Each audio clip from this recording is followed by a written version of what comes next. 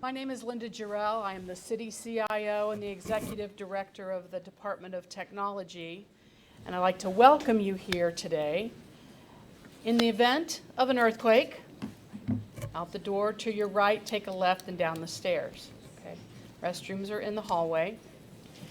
So we are very, very pleased to have you here today to talk with us and to ask your questions about our citywide fiber to the premise, lit fiber, and Wi-Fi services project. This is a pre-submittal conference, and on behalf of Mayor Farrell, the project team, and SFGovTV that is live streaming this event, thank you for being here, and thank you for submitting and your interest. Hello. Otherwise, it's not going to pick me up. Sorry, I'm going to have to sit down. It's on. Thank you for your interest in submitting qualifications to participate in this ambitious project. In Wired magazine, Susan Crawford wrote, "Fiber is or should be a utility available to all Americans. San Francisco, after years of study, has finally gotten to the point of readiness to take this step.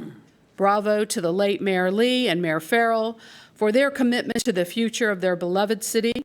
Here's hoping that other cities follow suit." And the title of the piece was "San Francisco Just Took a Huge Step Forward Toward Internet Utopia" in October 2017. And as you all know, this project is not new. There is fiber to cities in the United States, but it is a bold idea.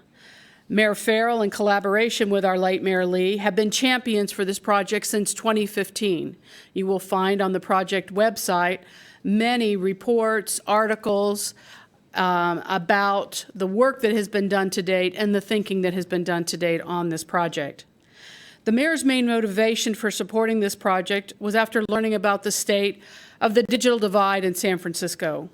Over 100,000 San Franciscans do not have access to the internet at home. That's 1 in 12 San Franciscans. Approximately 15% of our students lack internet access, and that number is doubled for African Americans and Latino students. We have a vision through this project to eliminate the digital divide in San Francisco for this generation and future generations. And clearly, advances in telemedicine, online jobs, city services, show the growing list of economic and quality of life requirements for citywide access to the internet. Mayor Lee liked to say that San Francisco was the city of innovation. Mayor Farrell totally agrees with this statement and advocates for the transformational power of the internet. It provides for more opportunity. It provides innovation. It allows our residents and businesses to compete and thrive in our modern economy. Mayor Farrell strongly believes that this is the most important broadband project in the country. He has said, "When we are successful here, we will have provided a new path and model for others across the country to follow." I want to thank you again for being here today. Most importantly, I want to thank our current internet providers serving the city for being here today. I certainly hope you will look around the room and find partners to help build your teams.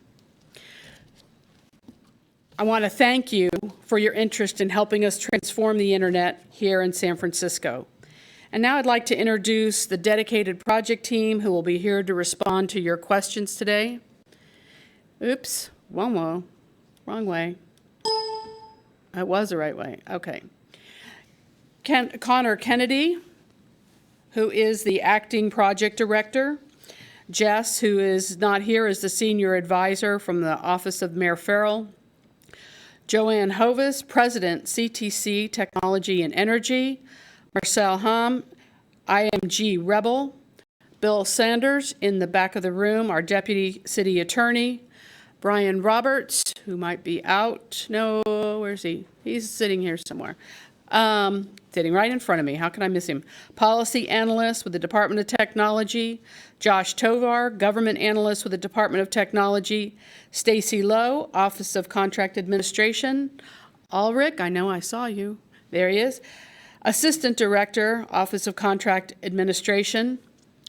And so all these folks will be here today to help answer and respond to your questions.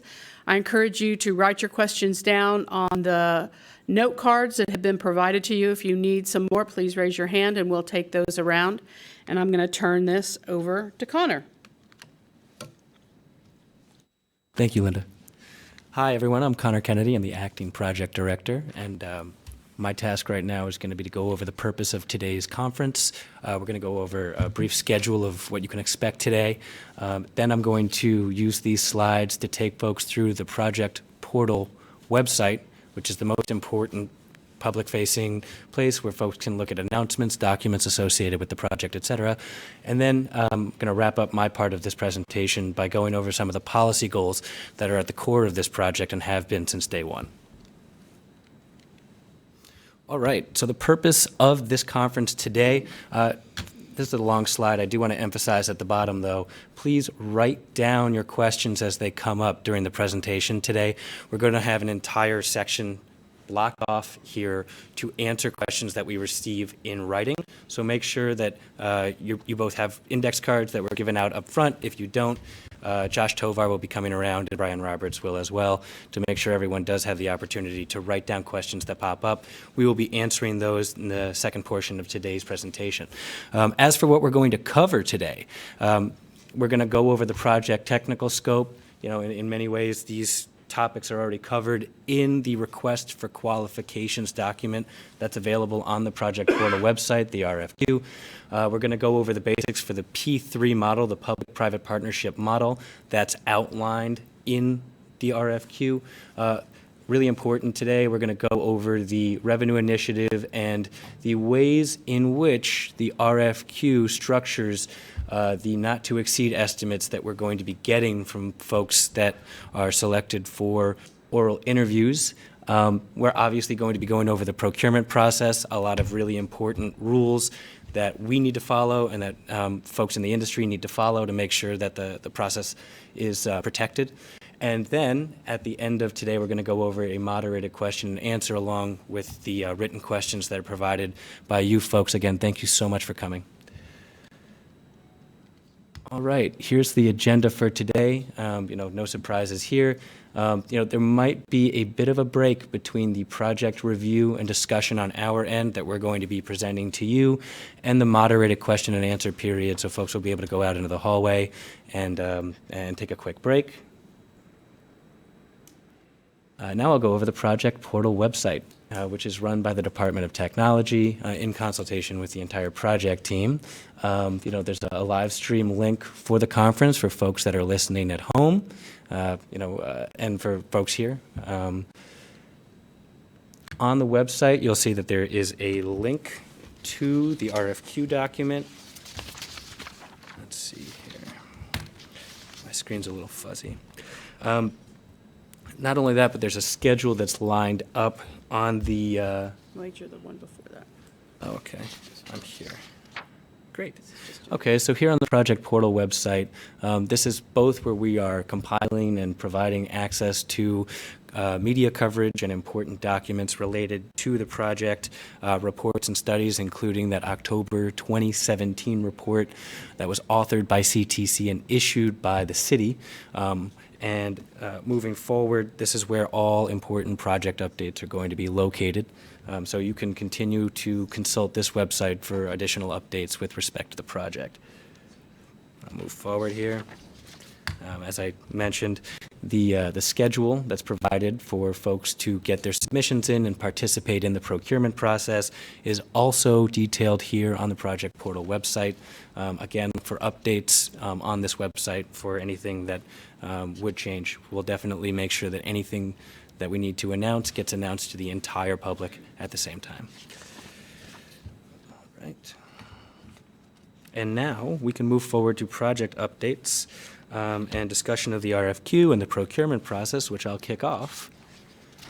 with the key project policy principles that underlie this project. You know, from day one, San Francisco has been focused on this project as a digital inclusion project, closing the digital divide, making sure that the fact that 12% of San Franciscans who lack home access to the internet, that we're solving that problem first and foremost. You know, down there on the bottom left is our policy goal around universal access to fiber speed internet all across the city to every home and business in San Francisco. And then on top of that, making sure that the entire project and the financial structure is designed to provide subsidies to low-income folks that are both going to need access to the internet at home, but also going to need access to digital training and digital equipment. Obviously, another really important part of the project that anyone who's following this in the news is going to recognize is that the municipal broadband option for San Francisco gives us the local authority that we need to protect our residents, protect net neutrality, protect privacy, and make sure that municipalities like San Francisco and other cities that look to San Francisco as a leader can play an important role in the future of the internet. You know, as for the details of the net neutrality and privacy rules, those are located in the RFQ. You know, you'll notice that these are policy statements as opposed to anything that cites legal precedents or anything that cites specific legal rules. As the RFQ, I think that's the level of generality that we're comfortable with. Just going over those briefly. On the net neutrality side, complete commitment to transparency as for ISP practices. That's really important. And then on top of that are 3 basic rules: no throttling, no blocking of lawful content, websites, applications, and no paid prioritization, no fast lanes and slow lanes. That's a really important part of net neutrality that the city really holds dear. Moving on to the privacy side, you know, the RFQ details the fact that there's going to be a rule in place that all ISPs need to obtain opt-in consent before they collect, use, share out, or allow access to either browsing habits, personal information, or anything related to users on the network. That goes for de-identified data as well. We've also included a data deletion requirement in the RFQ. These are all, you know, pretty standard rules that have been, if not on the books, at least out and discussed by policymakers for the better part of 3 years now. Network security is really important to the city as well, and we'll make sure that that is enforced through our oversight mechanism. I think detailed in the RFQ is the fact that we're either going to have ordinances or directives from the city on that point as well. And then moving on, I think it's just important, I've already emphasized this, but equity is at the core of this project and will continue to be. We want to make sure that every resident, every business, big, small, have access to fast, affordable home internet, and competition and choice over an open access network is really the guiding light of the project. So if we're successful, this is what the project outcomes will look like. First, a city-owned fiber-to-the-premises network that, again, touches every home and business. Ubiquitous open access network over which multiple retail service providers are competing for the city's business. Local authority, as I already flagged, privacy and net neutrality, these are really important policy areas that the city has emphasized for a long time and will continue to emphasize in our role as owner of the network. San Francisco has, as a policy priority, emphasized high-speed internet service to everyone. Competition and choice, as I've mentioned, is already really important to the project and will continue to be.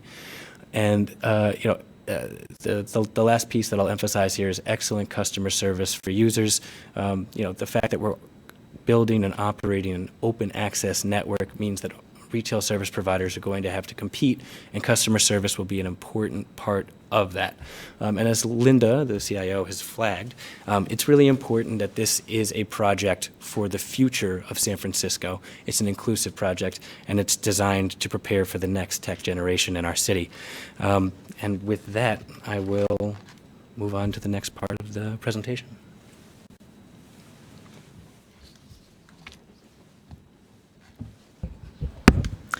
Thank you. I'm Joanne Hovis from CTC Technology and Energy. I'm an advisor to the city on this initiative since January of last year. With my colleague Marcel Hom from IMG Rebel, I'm going to speak to the technical and broadband business elements of this, and we're tag teaming a bit as he speaks to the finance and P3 elements. So let me start with the framework of what we are looking for from a technical standpoint. The technical scope for the project is the fiber to the premises network that the successful bidder will design, build, finance, operate, and maintain a citywide fiber network which will connect every home, business, and institution in the city, and will be capable of gigabit speeds, and of course, being fiber, capable of far more than gigabit speeds in the future as the network scales to greater speeds. There will also be a lit component sitting on top of that fiber network, and the successful respondent will design, build, finance, operate, and maintain the electronics, all of the electronics that would light and manage that network in order to deliver the services that are contemplated, including an open access platform for multiple retail service providers, as well as dark fiber leasing, backhaul services, and so on. And then in addition, the city is seeking free Wi-Fi services in certain select areas of the cities to design, build, finance, operate, and maintain that. All of this, by the way, for a 15-year term. All three components, 15 years. The free managed Wi-Fi network will go into select city areas. We'll talk about that in a moment. But those are the three primary components of the technical scope of the 15-year relationship. So the partner is going to provide first this fiber platform, which will involve constructing the outside plant infrastructure, including all of the passive elements of a fiber optic communications network connecting all homes, businesses, and institutions. So that's going to include the fiber, the hubs, cabinets, and the other parts of the passive infrastructure, such as splitters, for example. And that infrastructure will be built initially and then maintained by the partner for that 15-year period. Then the electronics will be procured, including all of the network and core electronics, but also the customer premises equipment and appropriate elements to deal with in-building transmission, in-building wiring, and other electronics to support that. And the network will be required to be capable of supporting ubiquitous gigabit data services to homes and businesses throughout the city, with other higher-end services as necessary in the enterprise and business markets. But for the residential market, the requirement will be of gigabit service.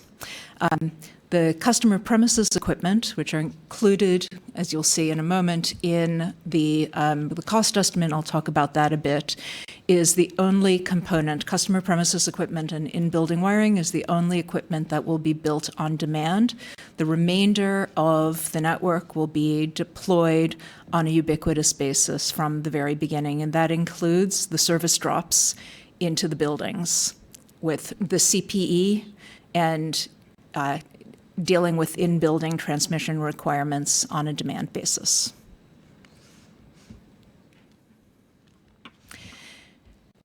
That gigabit service in the residential and other markets will be provided at on an open access basis at layer 2, as Connor spoke to so well. The open access, competition, equity, and so on elements point toward this kind of architecture and opportunity, such that the private partner is going to provision this access and will create the mechanism and the portal such that multiple competing retail service providers offering at a minimum internet, but also other kinds of services, will be able to deliver competing services over that platform, and the platform will be capable of supporting them all on an ongoing basis.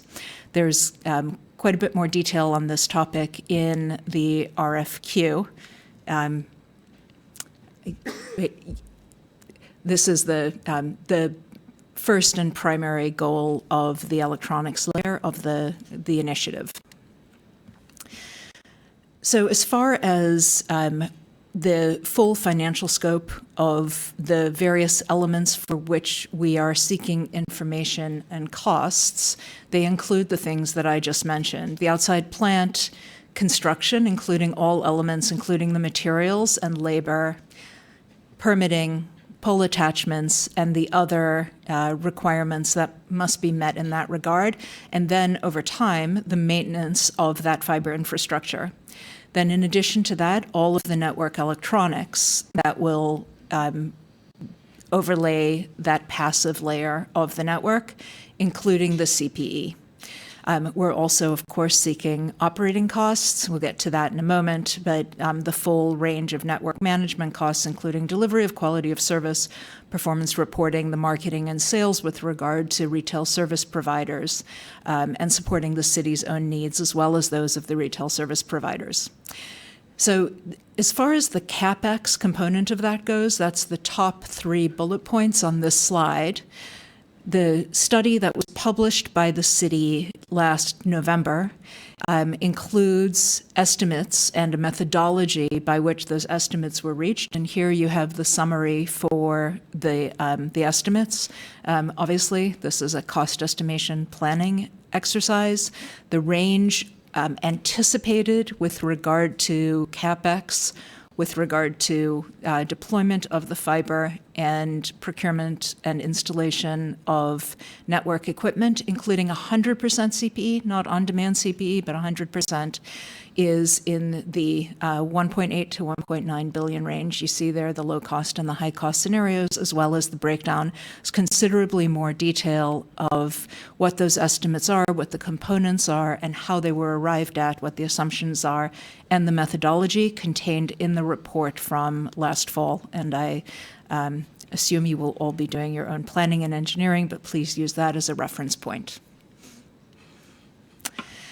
On the free city Wi-Fi side, what the city seeks is access to free Wi-Fi for members of the community, including visitors in some of the key places that such free Wi-Fi would be desirable from a community standpoint, including parks, government buildings, and other areas such as major thoroughfares where this would be a desirable set of services.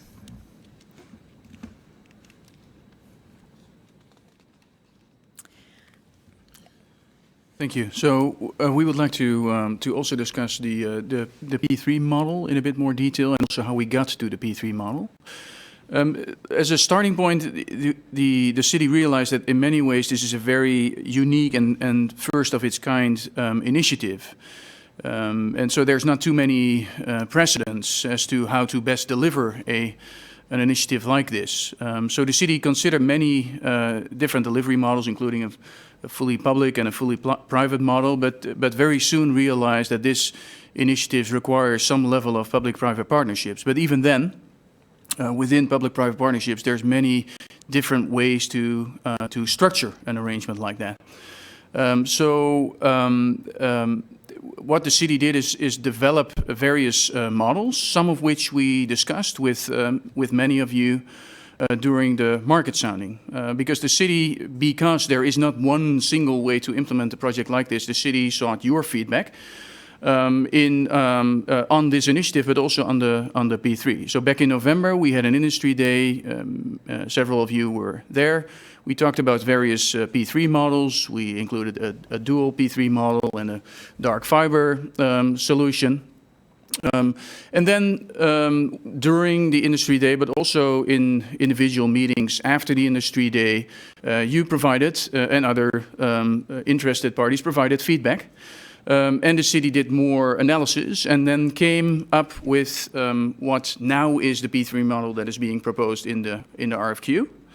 And that model is a model in which there is a 15-year contract, in which the P3 partner assumes the full responsibility for the dark and the lit fiber provision, the performance of that long term.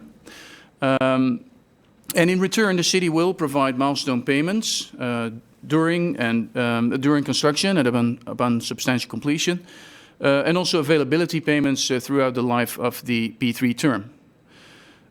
So that actually has some elements of what is in other sectors an availability payment P3, and so risk allocation is expected to be along the lines of what an availability payment structure would be, meaning full performance risk lies with the P3 partner. In addition, the partner will also share in the lease revenues from the network. So we'll get into a bit more detail as to what lease revenues we are anticipating. But it's so in addition to the revenues from the city, milestone payments and availability payments, there are expected to be lease revenues that the private partner is going to share in. Now, we've discussed all these various models, and so the reason that the city came forward with this model is that more than any other model, especially the dual and the single dark fiber model, the city believes that this P3 will reduce interface risk between the various pieces, between dark and lit, for example. The city also believes that this provides the private partner with more control to actually deliver the service, more so than in any other constellation, for example, the dual approach. It would also be, the overall procurement process would also be more efficient, at least that's what we're expecting, and also by integrating the dark and the lit pieces, that should also allow for more private sector innovation. So those are the main considerations for the city coming to this proposed P3 model. So I'm going to hand it over to Joanne to talk a bit more about the roles of the various players in this P3. Thanks, Marcel. So starting with the City and County of San Francisco itself, the range of responsibilities that the city will undertake are first, to make the funds available through a revenue initiative to cover milestone and availability payments that is anticipated and planned by the city. Of course, dedicated staff to support, coordinate, manage, and so on an ongoing basis. An attempt potentially to identify and lock down potential revenues in advance through pre-sale of network capacity, access to certain kinds of city assets, including communications assets such as fiber and conduit, but also other kinds of real estate assets such as data centers, real estate on which to locate fiber hubs, and so on. Then the city anticipates that it will put considerable effort into alignment as between the construction schedule and strategies of this initiative and other ongoing capital improvement projects, such as paving, sewer replacement, and so on, to achieve the greatest efficiencies possible. And there'll be a coordinated effort in that regard as between the city and the P3 partner. The city will also endeavor to support the P3 partner in getting access to utility-owned poles and conduits, and in San Francisco, that's obviously Pacific Gas and Electric infrastructure primarily. And then the city will also, given its clear intent to subsidize and make affordable service for low-income members of the community who are a very big part of the vision here, the city will determine the level of subsidy and the funding mechanism to ensure that that takes place. With regard to the P3 partner and its obligations and role as anticipated currently by the city, there'll be a design, build, finance, operate, and maintain contract over those 15 years to take care of the dark, lit, and Wi-Fi components that we've been speaking about for the past few minutes. This will include, among other things, provisioning demand-based CPE as necessary, meaning installing service when a customer requests service from one of the retail service providers, installing the CPE, and addressing, as necessary, in-building transmission issues, in-building wiring issues in the relevant buildings. Managing the Layer 2 open access platform, including where consumers choose to add, drop, or move as among their retail service provider, the vision here being a very vibrant, open, and competitive market of retail service providers. There will be a smooth and very deliberate mechanism for making sure that consumers are able to change providers as necessary and as they see fit. Completing the requests from the RSPs, the retail service providers, when those kinds of changes to what consumer decision-making takes place, and also supporting and provisioning point-to-point services for the retail service providers, particularly with regard to the business market. Marketing and promoting and selling wholesale backhaul services to wireless and wireline carriers such that the network will also support those service providers. And then making sure that there is a portal available such that the citizens of San Francisco are able to view rates and understand service performance and understand their consumer choices and the true outcomes and performance through standardized metrics that are being offered to them by the various retail service providers. As far as the retail service providers themselves, they will compete over the open access Layer 2 platform and will have the opportunity to connect to this network and then to market and sell and then deliver services to subscribers. Their subscribers will be in the residential market, in the business market, and in the enterprise markets.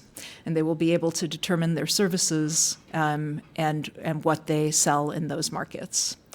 The idea, the whole vision of the open access platform and the big shared infrastructure and one world-class fiber network throughout the city and county of San Francisco is that retail service providers will be able to enter the market without having to build an entirely new network themselves, and will be able to provide the kinds of competitive choices to the members of this community that make for a much more innovative and vibrant and equitable market.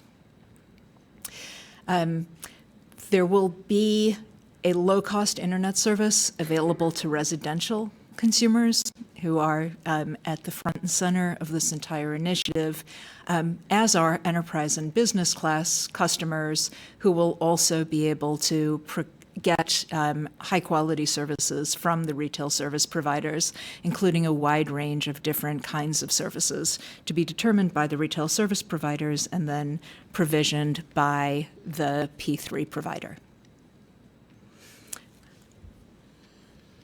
So, a quick overview of what the various revenues in the overall structure are, and you've seen this in the RFQ as well.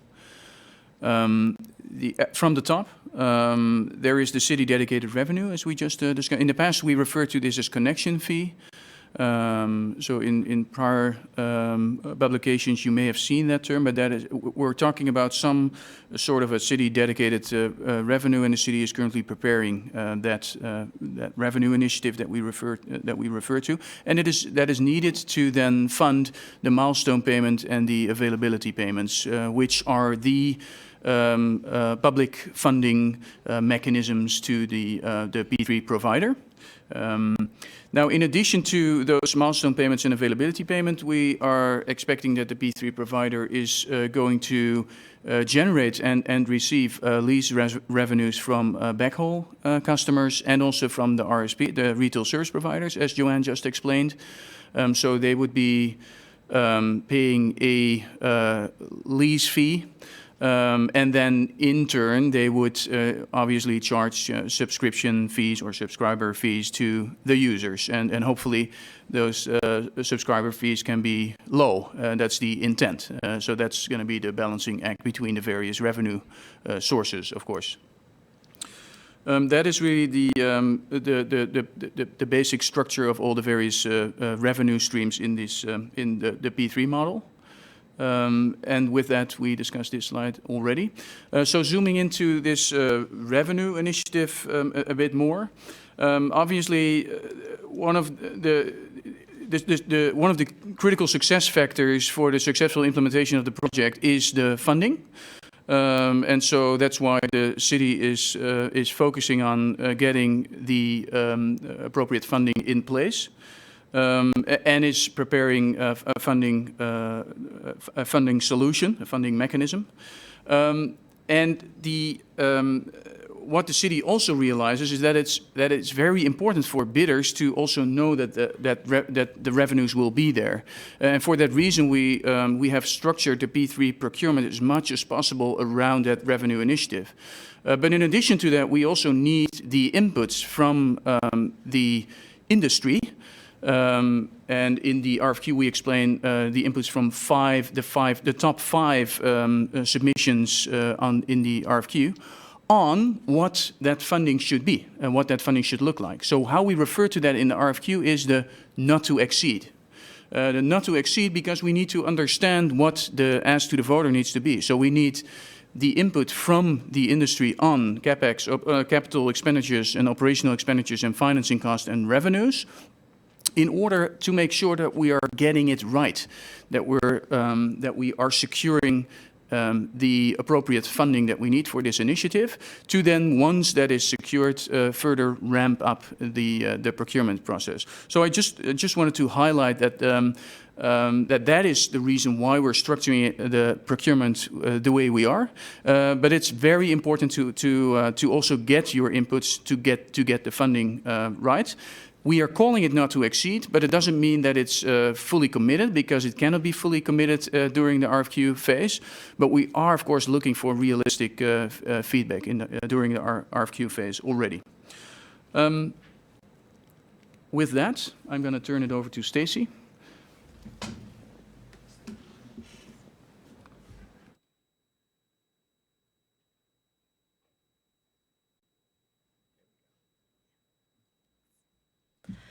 Hi, everyone. My name is Stacy Lowe. I'm from the Office of Contract Administration.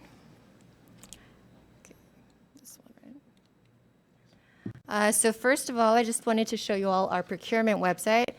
This is the San Francisco Supplier Portal. We'll be posting all of our addenda, changes, notifications on the SF Supplier Portal site. So please do make sure you check the website regularly. It is the proposer's responsibility to check that. We also have this written down in the RFQ. We do understand that the website isn't the easiest to use. This is a new system for us, so please bear with us.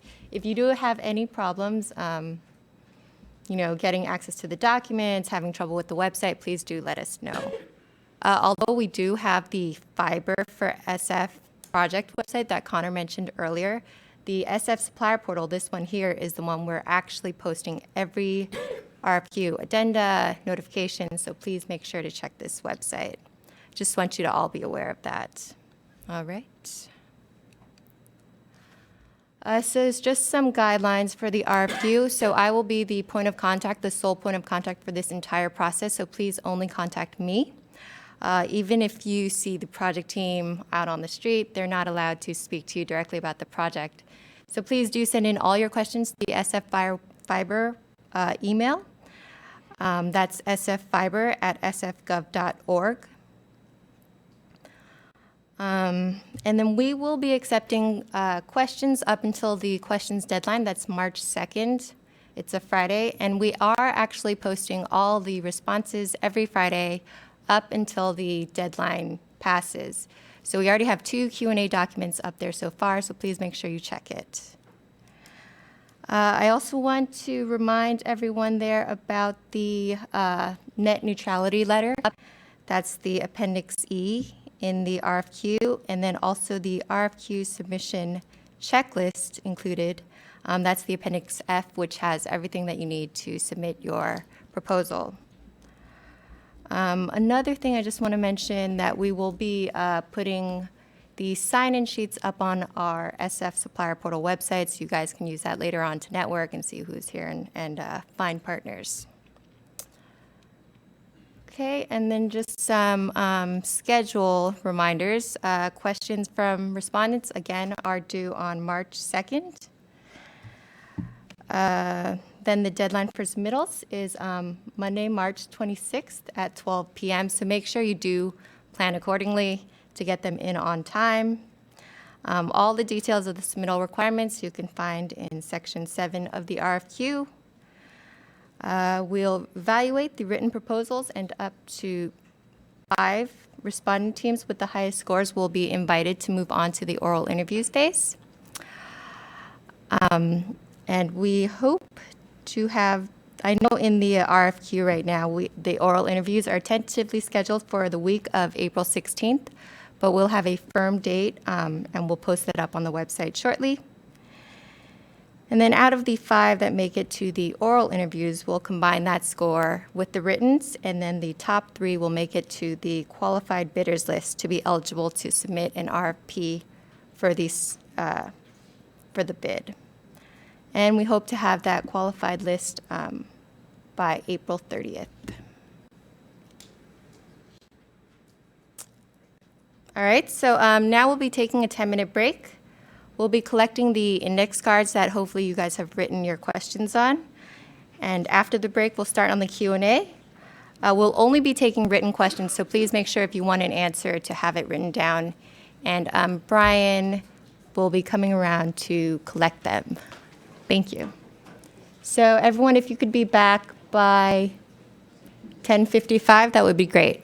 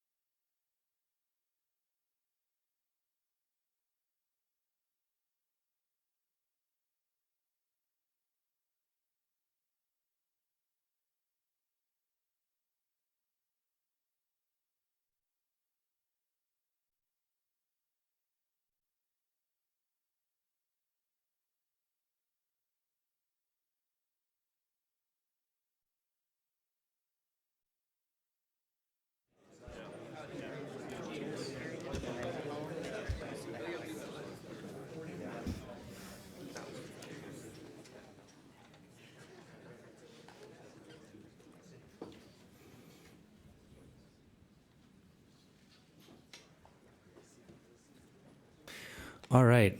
Well, thank you very much for these great questions. Just a few programming notes here. The city is going to respond orally to all the written questions that we have time for. Also important to note that we are going to be providing written answers. So on some of these questions, it may be that the city needs to take some time on our end, caucus, and provide a thorough response. In some cases, either we'll be explaining that the folks who ask these questions can look forward to responses in the RFP, can look forward to more detailed written responses, and that at the end of the day, the purpose of this conference, which we're very happy everyone came to attend, is to make sure that we're providing as much clarity as possible about what is already in the RFQ. So thank you very much for providing all of your questions. And with that, I think we can kick it off, and we'll just go round robin, sort of one question at a time, and hopefully we have enough time to respond to everything. So thanks.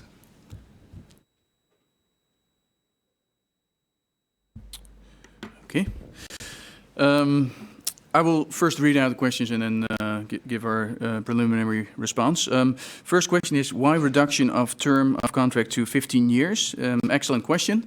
We've talked about various terms, also considering the characteristics of the asset.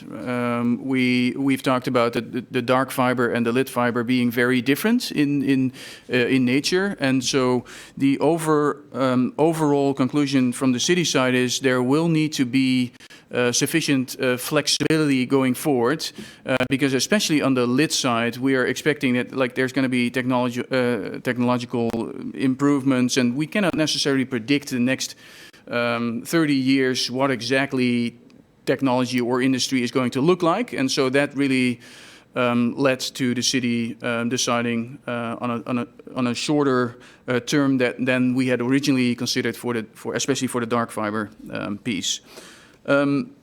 Next question is, what happens if the P3 does not perform in a timely manner for in-building build? Great question. So what we're currently expecting is that in the RFP, there will be a discussion of evaluation criteria. And it's very likely that evaluation criteria will not be price, but will be best value, will have several components in addition to price, one of which is most likely going to be schedule.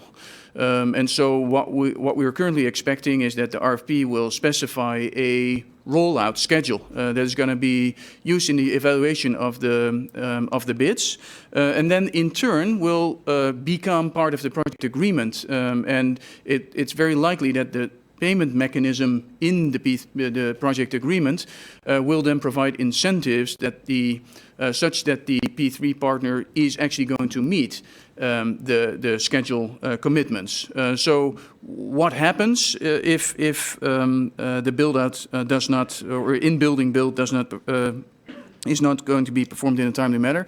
The question first is, what is timely? Timely is going to most likely be defined in evaluation criteria, or actually the submission to evaluation criteria. And then if actually that is not being delivered, then there will be most likely be deductions or penalties, making sure that there's going to be incentives to make sure that the rollout happens according to schedule.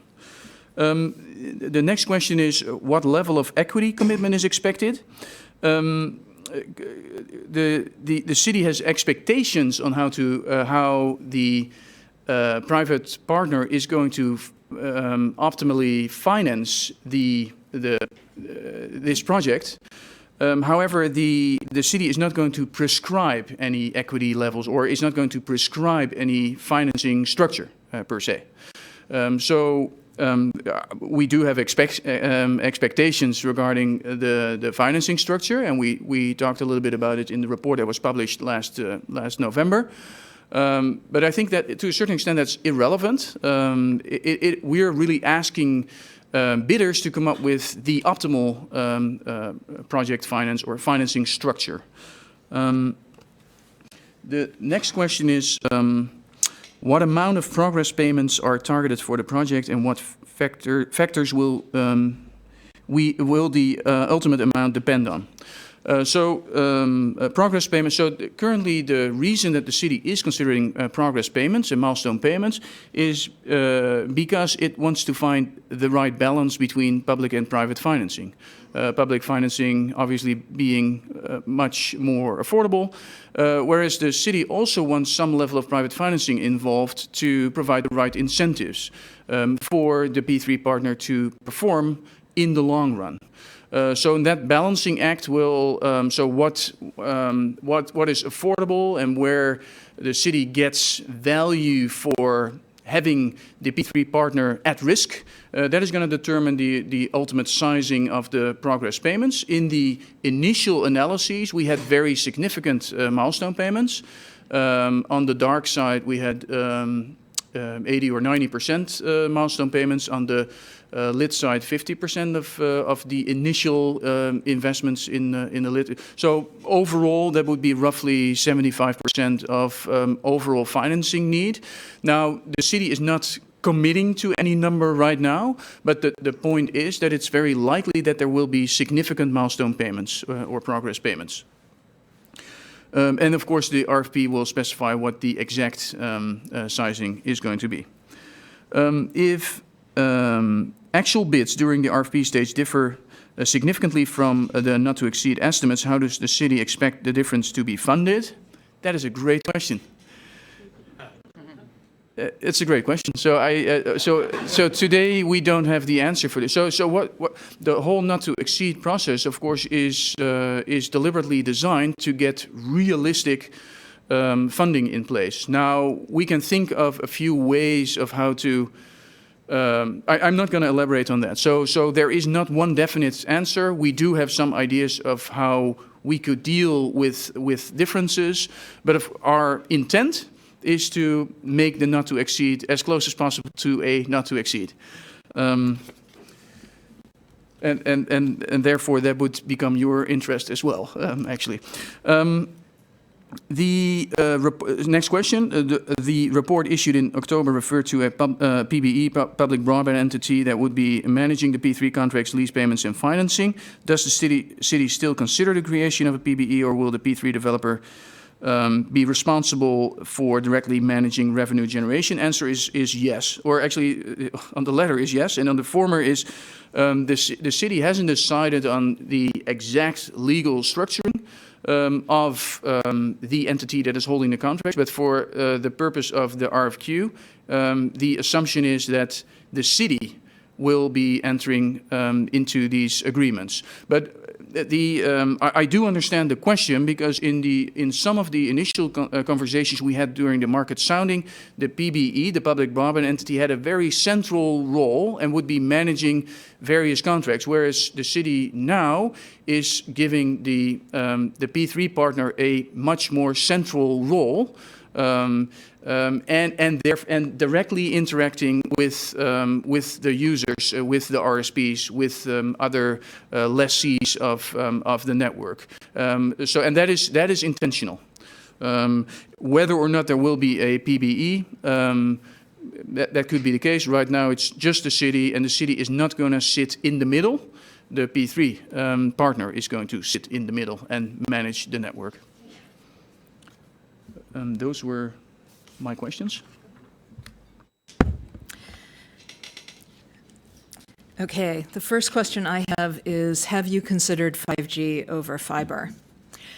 The city's parameters and vision for this project from the very beginning have always entailed fiber to every premises in the city of San Francisco, and that hasn't changed, and it's not going to change. Obviously, a network of this capacity will be capable of backhauling any future generation of wireless, any sort of wireless, mobile, fixed, and the network will be future-proof in that sense. But fiber all the way to the premises, institutional, residential, and commercial, is very much the vision here for future-proofness and for securing all of the policy goals that Connor described early on in the presentation. My next question, two that are essentially related. Explanation of CPE, active or passive, and explanation of in-building requirement, is it factored into the $1.8 to $1.9 billion capital budget? So, yes, the answer to this is the CPE that will be the customer premises equipment, the actual pieces of equipment that will be placed on and in customer premises by the P3 provider will be active. They will be activated, lit, and operated and managed by the P3 provider. The budget of $1.8 to $1.9 billion includes an allocation for CPE that includes with each per unit cost for CPE on a per customer basis, an additional allocation for dealing with in-building connectivity issues. The numbers, and I can share this in more detail in writing, but the numbers are essentially, the allocation is $200 per CPE, meaning for each piece of equipment that is procured to connect an individual apartment, condominium, small business, et cetera. There'll be $200 to deal with in-building transmission issues for units of 20 or less, multi-dwelling units of 20 units or less, and $500 allocation per CPE for multi-dwelling units that are larger than 20. And those are average numbers designed to account for the fact that there'll be a wide range of different kinds of scenarios that are faced in different buildings, different kinds of technologies that are necessary to address in-building issues over copper, over coax, etc., sometimes wireless, but it has been thought of and it is built into the cost estimate that was developed for the report.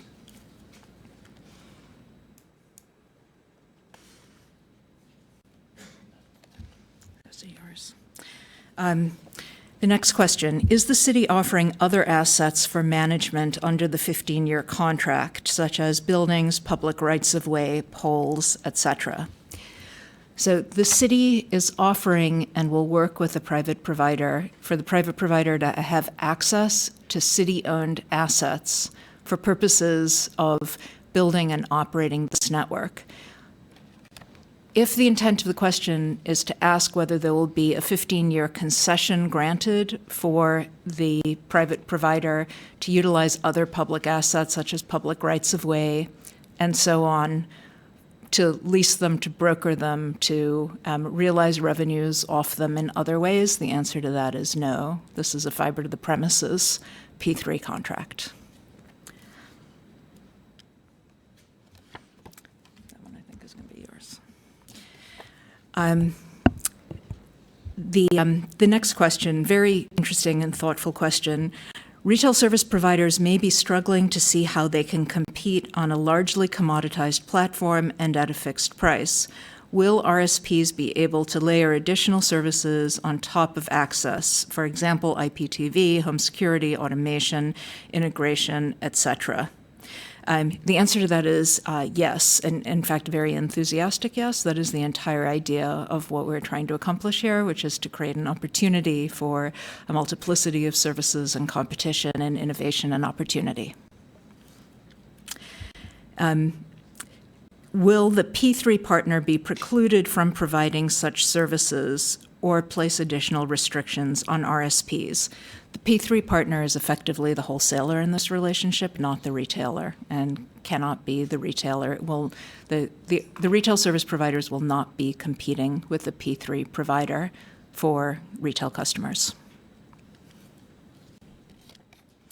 And to the point, I think, of or place additional restrictions on the RSPs, as I think the RFQ pretty clearly suggests, the parameters that will be put in place in terms of these relationships by the city will be designed to effectuate that very open and competitive environment, as opposed to leaving any kind of loophole or leeway for anything that would preclude the emergence of that kind of competitive environment.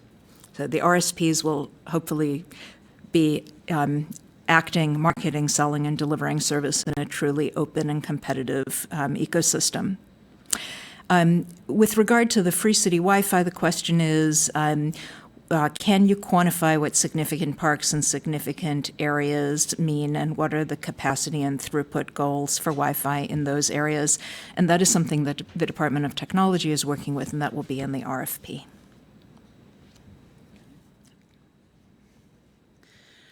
All righty, so I guess the big important question of the day, does the city have the legal authority to enter into a P3 concessioner or contract? And the answer is yes.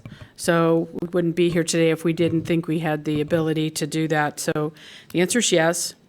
Will a project management firm be hired to assist with the delivery of the project? Will the PM consultant be hired via the CIO's office or SFPW? We haven't made that determination at this time. Of course, as we get the submissions and your project approaches back from you, we will be able to decide what type of support and what level of support the city needs to provide to the project and to the P3 partner. What interface, if any, do you envision with BART's globally linked fiber in its right-of-way in the Bay Area? We haven't addressed that yet. Of course, we all know that there are many fiber providers in the area, some which would possibly benefit by connecting with this city municipal fiber. So we'll have to see what those look like in the future, but it's a good question we'll try to address in the RFP. Two questions very similar to what Joanne just answered. Well, she answered well. Will the lit provider be selling directly to business and enterprise customers? So in respect to providing services directly to business customers or enterprise customers, the answer is no, with the exception of any, as she well described, any large backhaul that would be as a result of any wireless or wired backhaul services. Can the P3 also be an RSP and be associated with a particular RSP? And the answer is definitely no. We want the lit service provider to offer competitive service, and there'll be no question of that competitive service to all of the RSPs. And so we feel that that separation of duties is important. Are there any sort of permitting considerations? Well, there's about 1 billion permitting considerations, and we have our city architect, Edgar Lopez, is here, and he's hiding because he doesn't want you to ask him the question about the permitting considerations. But we'll address as many as we can in the RFP. What level of revenue sharing is expected? And I have another one that's similar. The total project cost, how much does the city county expect to fund? Again, this is around the revenue sharing. That really hasn't been determined yet.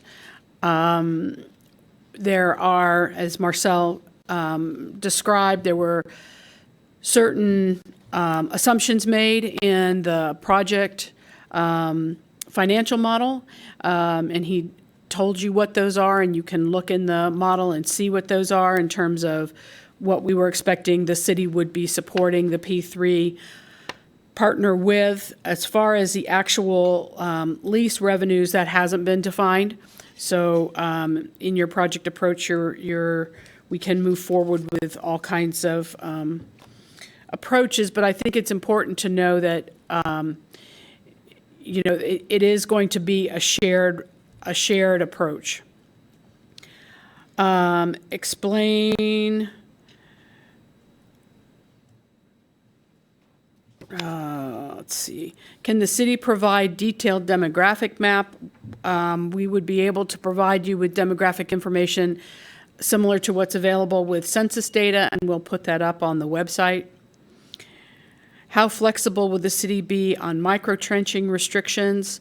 And that's just something that we can't answer at this time, but we'll try to make sure that we have an approach outlined in the RFP. What about existing franchise agreements? I think that's, again, something that we'll need to look into more and give you a written answer on. I'm not sure what kind of franchise agreements this is referring to, but if we have franchise agreements, of course, they'd need to be addressed. All right.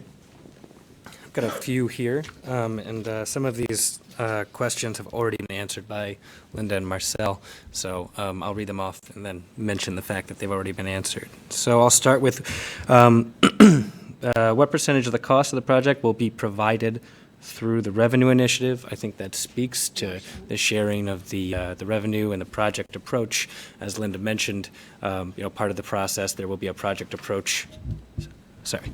There will be a project approach section, and we look forward to submissions on that point. Otherwise, we don't have a specific answer here as we sit here today. Define what is meant by a revenue initiative, and I think that can be coupled with when will the voter initiative be in place, and how does this timing relate to the mayoral election?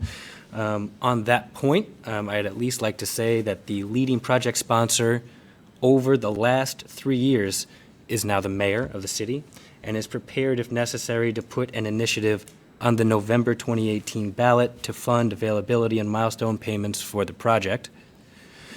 I'll go through some of these other ones. There's one question, which is always welcome. How are you involving community members and local fiber advocates in the build-out of this network? My direct answer to that is we are now in a lockdown stage of public discussion. So in many ways, it'd be difficult for me to, address the assumption there, which is that there's going to be additional engagement through this process of local fiber advocates. But I should flag that first, in the build-up to this process, then Supervisor Farrell launched San Franciscans for Municipal Fiber, composed of 65 community-based and nonprofit organizations that represent communities most impacted by the digital divide. And just as somebody who's been on this project since 2016, there's been a substantial amount of public outreach, and even the folks who are writing the question, we've likely engaged and addressed substantially. And from there, I think the last question, which is welcome as well, I'll make it short. I won't give the precatory remarks here, but how much will the city commit to funding digital inclusion and literacy programs, subsidized equipment, and how will this funding be guaranteed? I think the specifics of the funding mechanism are not completely detailed in the RFQ. Folks that really care about that, we share that value, and we have from day one, especially given my policy remarks. At the detail level of the financing, we don't have that right now, but we really appreciate the opportunity for folks who put a finer point on that to make sure that the project team is thinking about that and that we have a responsibility to get back to the public on that. So with that, I'll pass on the next to Stacy. All right, just a couple questions I have here about the RFQ process. Will this presentation be made available as well as the moderated Q&A notes? So yes, we will put this on both the SF supplier portal and the Fiber for SF project site later today. And then the other question is, can you please review the RFQ evaluation measurement criteria? So this is all outlined in Section 9 of the RFQ. That's the evaluation selection criteria section. It's broken down into 80 points for the written section and then 20 points for the oral interviews. And then within the written, there are general qualifications, project understanding and approach, technical qualifications, financial qualifications. So that adds up to 80, and the last 20 points will be for the oral interviews. And then after we do both those stages, we'll, total the scoring, and then the top 3 will make it onto the pre-qualified list. That's all my questions. We have one last question. Yep. So the last question is, will the city guarantee the availability payments for the 15-year term? I would really love to say yes, but I cannot give you the definite answer. So, of course, we're also trying to come up with a solution that is that can produce a stable cash flow that the P3 partner can bank on, so with a minimal appropriations risk, or if any. So that is our goal. But in this meeting today, we cannot commit to that, but that is what we're trying to do. One more thing I do want to add in response to one of the questions that Marcel expertly fielded for us about the not to exceed number. I know folks tend to remember the first and last thing that was said to them. I want to emphasize how important it is that if there is any difference between the cost estimates that we feel really good about running down, and I think CTC did some great work on that. If there is any difference, I want to emphasize the substantiation part of the RFQ. So if there are going to be different numbers on cost, it's really important to specify not just that you think that there are, but why. And that's all I would say.